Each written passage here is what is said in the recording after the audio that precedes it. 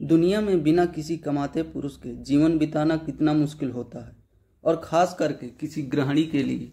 ये बात कुछ महीने पहले ही विधवा हुई कमला से बेहतर कौन जान सकता था। कार एक्सीडेंट में पति की मृत्यु के बाद कमला पर तो जैसे दुखों का पहाड़ टूट पड़ा था।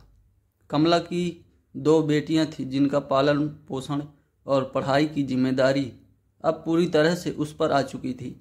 उसके पति की थोड़ी बहुत सेविंग्स थी जो कुछ महीनों में ही अब सुन्न हो आई थी। भगवान जैसी उसकी कड़ी परीक्षा लेने पर तुला था, क्योंकि ले देकर उसके पास एक ही कमाई का जरिया था जो थी उसकी गाय, पर वो भी अब बीमार हो चुकी थी।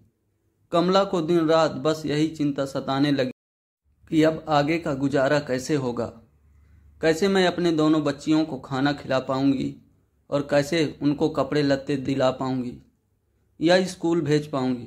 दिन रात की चिंता में कमला का चेहरा मुरझा रहा था, जो साफ साफ देखा जा सकता था। कमला के कई सारे पड़ोसी थे, मगर वह सिर्फ नाम के थे। किसी ने भी अपना पड़ोसी धर्म नहीं निभाया था। इनमें से एक पड़ोसी टीचर थे जो कमला की परिस्थिति से भली भांति वाकिफ थे। एक दिन इस टीचर ने कमला को अपने पास बुलाया और समझाया, देखो कमला, कुछ दिनों के लिए अगर मैं तुम्हारी मदद कर भी दूं, तब भी इससे तुम्हारा कोई भला ना हो पाएगा। अगर तुम्हें अपनी परिस्थिति बदलनी है तो तुम्हें खुद ही इसमें बदलाव लाना पड़ेगा। कमला ने बड़ी निराशा भरी आवाज़ में पूछा, भला मैं कर ही क्या सकती हूँ, मेरे पास तो कोई नौकरी भी नहीं है।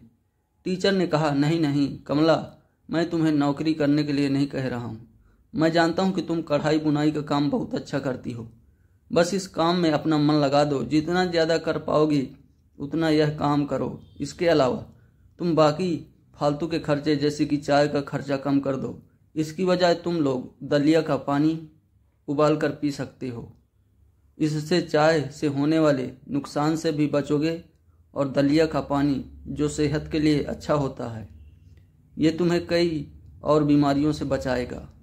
और इस तरह से तुम थोड़ा पैसा बचाकर अपने लिए फिर से गाय खरीद सकती हो और अपनी रुकी हुई जीवन की गाड़ी को आगे बढ़ा सकती हो।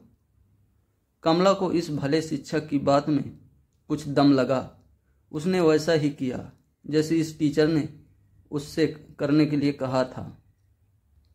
देखते ही देखते 1 साल बीत गया। साल के अंत में कमला के पास इतने पैसे बच गए थे कि वह एक गाय खरीद सके। दोस्तों, जिंदगी में सुख दुख उतार चढ़ाव आना बहुत ही सहज बात है।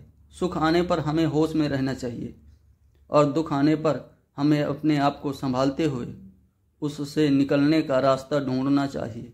बस इसी तरह जीवन आगे बढ़ता है। आशा है कि आपको ये विधवा का संघर्ष कहानी पसंद आई होगी। आपको ऐसी ही इंटरेस्टिंग कहानियाँ पढ़ने के लिए चैनल को सब्सक्राइब कर लीजिए, ताकि आपको ऐसे ही इंटरेस्टिंग वीडियोज़ मिलते रहें।